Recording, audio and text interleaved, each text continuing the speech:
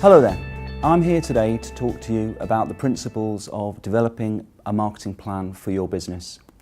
And as the name suggests, with any marketing activity for any organisation, however big or small, the process starts with developing a plan. And it's usually advisable to at least commit this to paper. And there are a number of very good reasons for this. First of all, it will allow you to identify what your marketing objectives are. They might be generating footfall to your store, acquiring new customers, or increasing the value from your existing customers. So it's very important to establish that up front.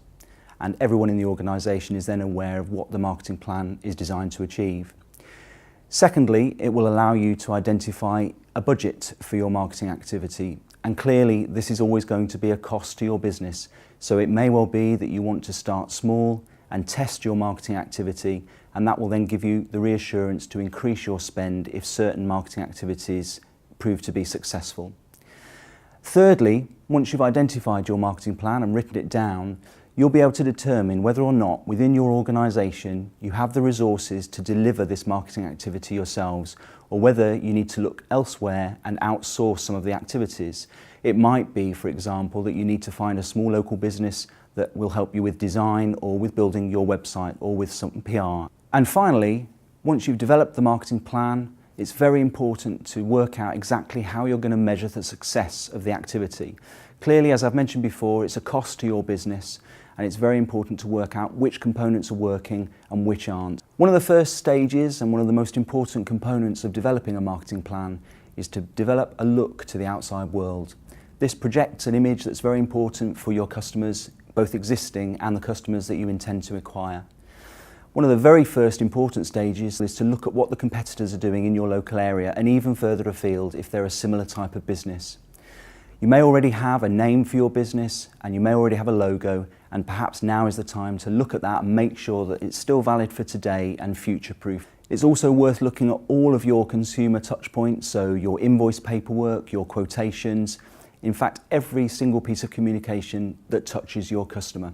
And make sure that it's as effective and professional as it possibly can be.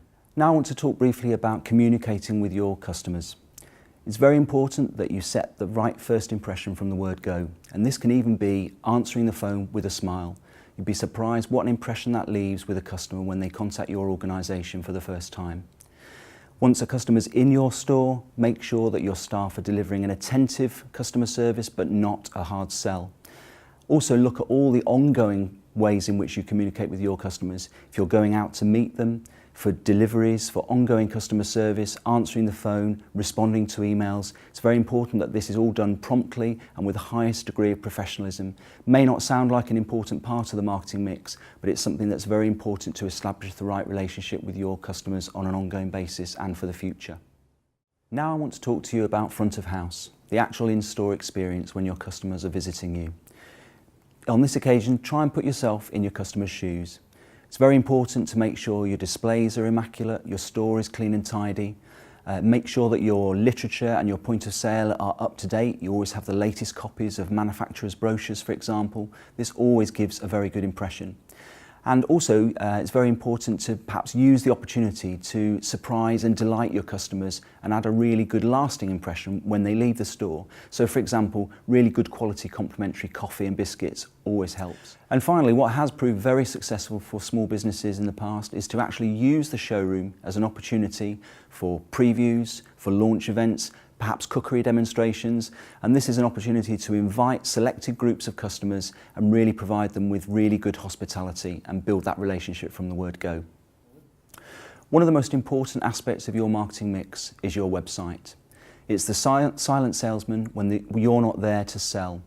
And also bear in mind that nowadays most consumers will do a lot of internet research before they go anywhere near picking up a phone to make an inquiry, or certainly going into a high street store. So make sure your website is up to date. Make sure it's updated regularly with news about your products and your events. Make sure that customers can find the information they want to within 2 clicks if possible. And make sure that you follow up all inquiries on the website very quickly. It really does set the standard for a digital environment that matches the in-store environment that they'll see when they come to visit you. Another important thing to remember is that nowadays consumers are viewing a lot of website pages on mobile phones and tablets.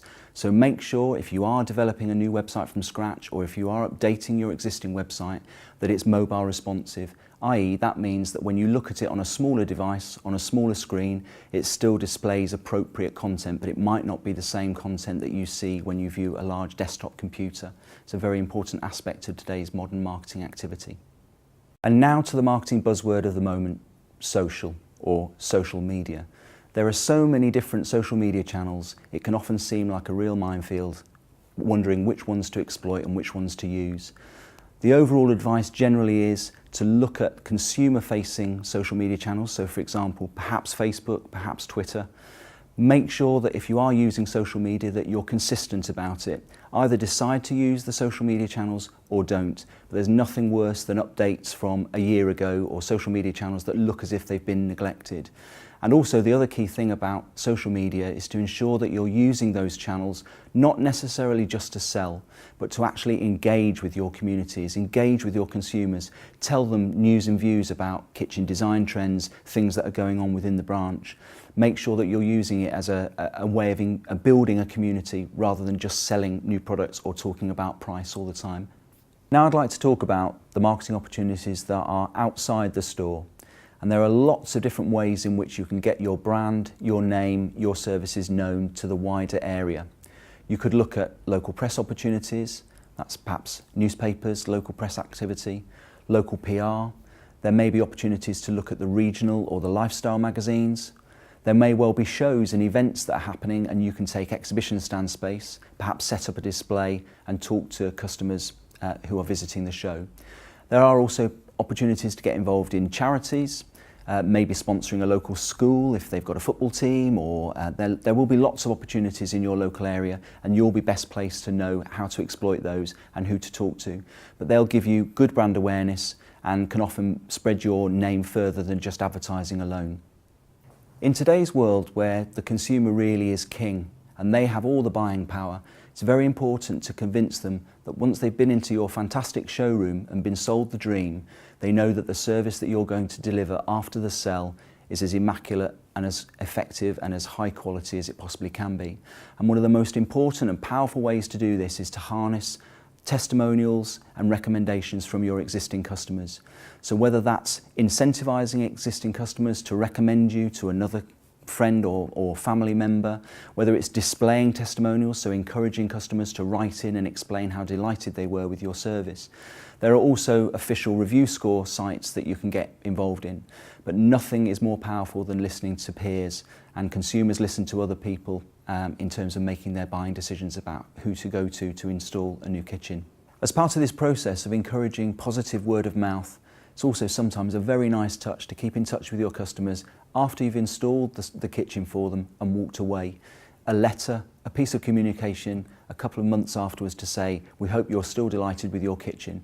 It's amazing how these little touches can spread the word amongst consumers and create a positive reputation for you and your business. And finally, as we mentioned right at the beginning, because this is an important cost to your business, it's important to make sure that you're getting value for money from your marketing activity. So it's very important on a regular basis to review what you're doing and work out what is working and what isn't. Which magazines, which channels are delivering the most customers, and ask your customers how they heard about you. That's a very important piece of information. Which website pages are the most popular? Perhaps it's time to improve their rankings on your website and reorganize the way that your website is structured. Which social media channels are working best for you, and which ones are delivering the greatest levels of engagement for you. And once you've gathered all this information, you can make decisions about how to review and amend your plan, and then it's time to look to the future. To summarise, the key stages of developing marketing for your business include writing a plan, looking at the branding for your business, looking at your in-store environment and making sure it's absolutely fantastic, checking your website and making sure that is doing a fantastic selling job for you while you're not there to sell, looking at all the wider marketing opportunities in your area, and then revisit your plan, identify what's working, and review and update your plan for the future.